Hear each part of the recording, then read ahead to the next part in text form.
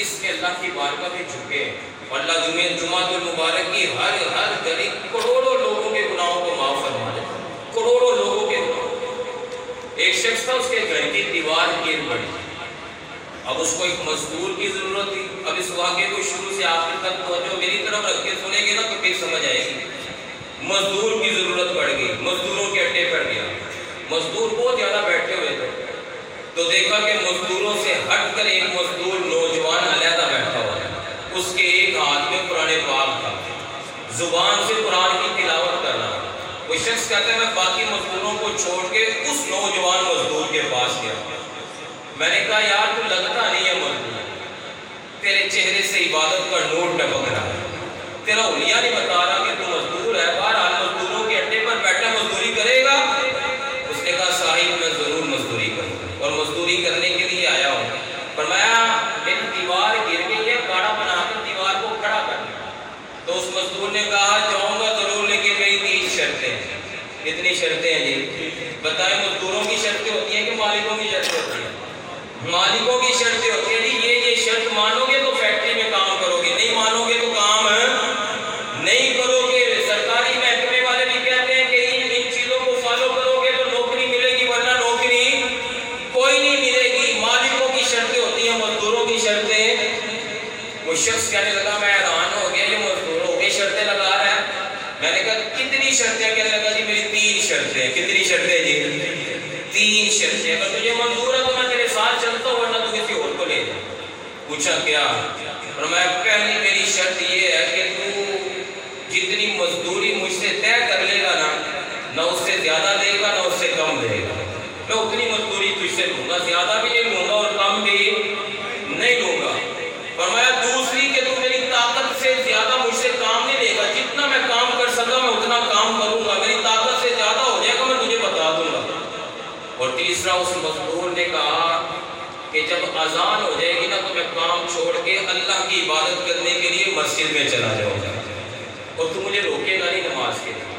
آج تو مزدور کہتے ہیں جی مزدوری کے لیے کہ روزے رکھیے، آگے سے دلیلیں دیکھیں جی رزق حلال بھی تو عبادت ہے نا، تو نماز بھی عبادت ہے، ان دونوں میں سے ایک کر لیتے ہیں۔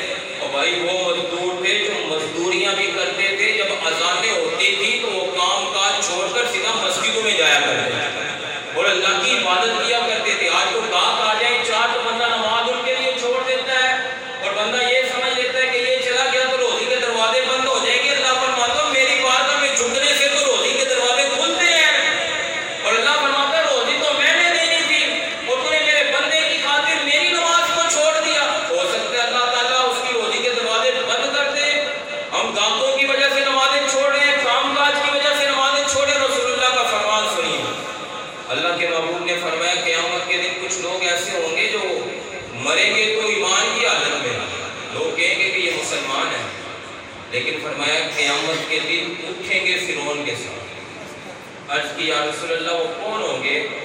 فرمایا جو اپنی زندگی میں نمازیں نہیں نہ پڑھیں گے تو قیامت کے دن ان کا حشر فرعون کے ساتھ ہوگا، قارون کے ساتھ ہوگا۔ اللہ کے محبوب نے ارشاد فرمایا کہ نماز مسلمانوں پہ فرض ہے، اور قیامت کے دن سب سے پہلا سوال بھی نماز کے بارے میں ہوگا۔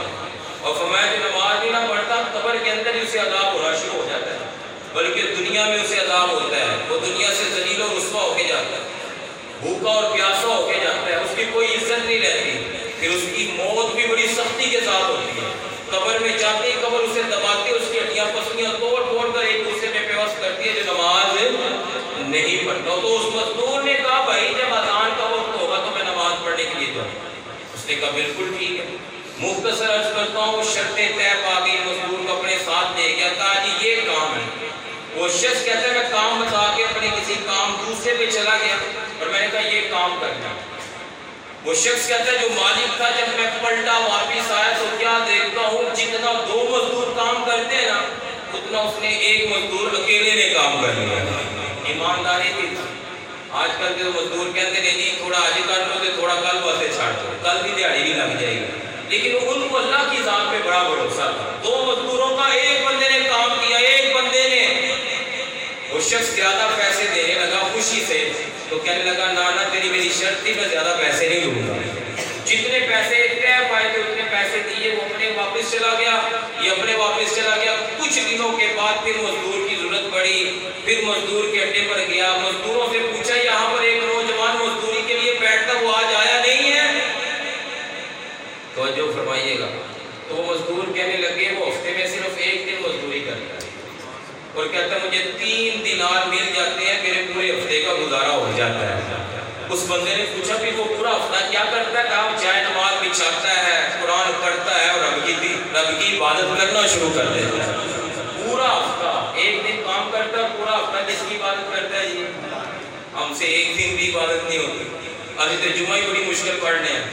وہ کچھ آتے ہیں فرض کی ادائیگی ہوتی ہے تو ان کا جھوٹوں پر پہلے خیال ہوتا ہے کہ ہم نے آنا بھی لیٹ ہے اور جانا بھی. پہلے ہم کو تو سنتے بھی پوری نہیں پڑھی جاتی, کہتے یہ 2 ہی فرض پڑھو تھے باقی گھر پڑھ لیں گے. جو گھر پہ پڑھ گئے وہ تو ٹھیک ہے, باقی تو کچھ اکثر ایسے تو پڑھتے بھی نہیں ہیں. کوئی عبادت اللہ کی, گھر اللہ کا, راضی میرے اللہ نے ہونا ہے, برکتیں میرے اللہ نے ڈالنی ہے, اسی کی عبادت کرنے سے ہم کوتاہی کرتے ہیں, کمی کرتے ہیں. کہتے ہیں جو دن میں ایک مرتبہ کام کرتا ہے اور پورا ہفتہ کس کی عبادت کرتا ہے جی؟ اللہ کی عبادت.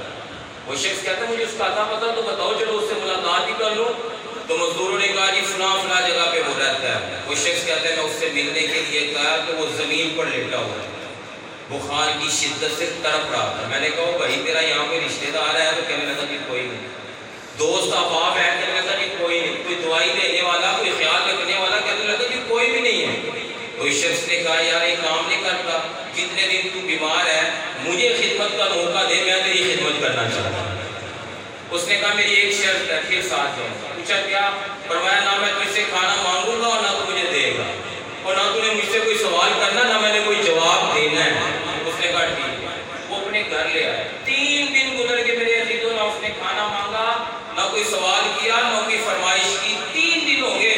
بیماری کی شدت کا غلبہ ہوا جب, اور موت قریب آتی ہوئی دکھائی دی, سانسیں ٹوٹتی ہوئی نظر آئیں, اور پتا چلا کہ اب میری زندگی ختم ہونے والی ہے. تو اس شخص کو بلایا اپنے پاس. اس مزدور نے کہا یار زندگی ختم ہونے کو ہے, تو میری زندگی کی آخری سانسیں چل رہی ہے, میں تجھے کچھ وصیتیں کرنا چاہتا ہوں, میرے مرنے کے بعد انہیں اس پہ عمل کرنا.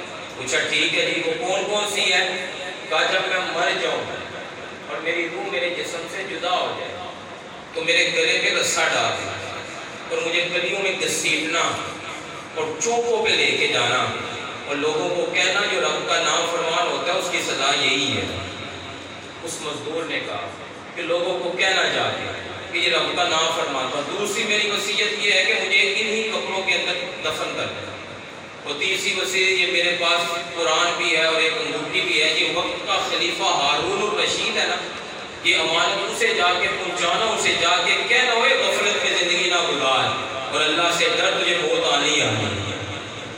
کہتے ایسے ہوا اس کی روح کے جسم سے جدا ہوئی, میں زاروں کی تار گویا, میں نہ چاہتے ہوئے بھی اس کی وصیت پر عمل کرنے لگا. میں نے رسہ لیا, اس کے گلے میں ڈالنے لگا تو مجھے کمرے کے نکڑ سے آواز آئی اور فرمایا اپنا رسہ پیچھے کر. اللہ کے ولیوں کے ساتھ ایسا سلوک نہیں کیا جاتا, اللہ کے پیاروں کے ساتھ ایسا سلوک نہیں کیا جاتا. کہتا ہے میں رویا, میں نے اس کے قدموں کو چھوما اور میں نے ماتھے کا بوسہ دیا. اللہ کا ولی ہے, میں نے کفن دیا, غسل دیا, اس کو دفنایا.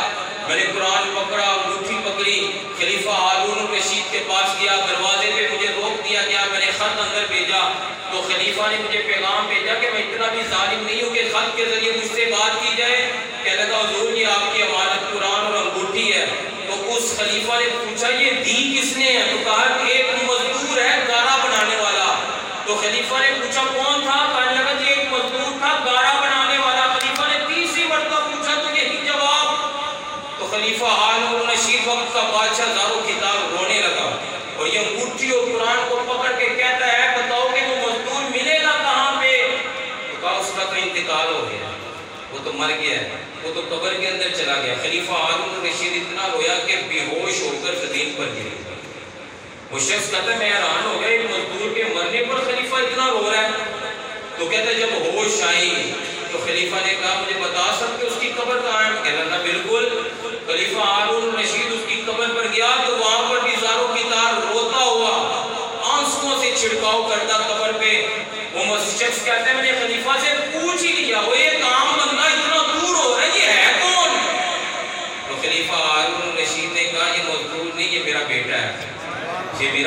جگر تھا، نور حضرت تھا، شراب اور رقص کی محفلیں جاری تھی. کسی نے رب کے قرآن کی تلاوت کی، الم یعن للذین آمنوا ان تخشع قلوبهم، کیا ابھی وہ وقت نہیں آیا کہ ایمان والوں کے دل اللہ کی بارگاہ میں جھک جائیں؟ ابھی وقت نہیں آیا وہ؟ فرمایا یہ آیت سننی تھی، نکل گیا، بادشاہیوں کو چھوڑ کر رب کی عبادت کرنا شروع کی، اللہ نے اس کو یہ مقام اور مرتبہ عطا فرمایا. او میرے عزیزو، یہ دنیا کا مال کہاں پہ رہ جانا ہے؟ کبھی قبر میں محل بنا ہوا ہے، کبھی قبر کے اندر کسی کا پیسہ گیا ہے، کبھی مال گیا ہے.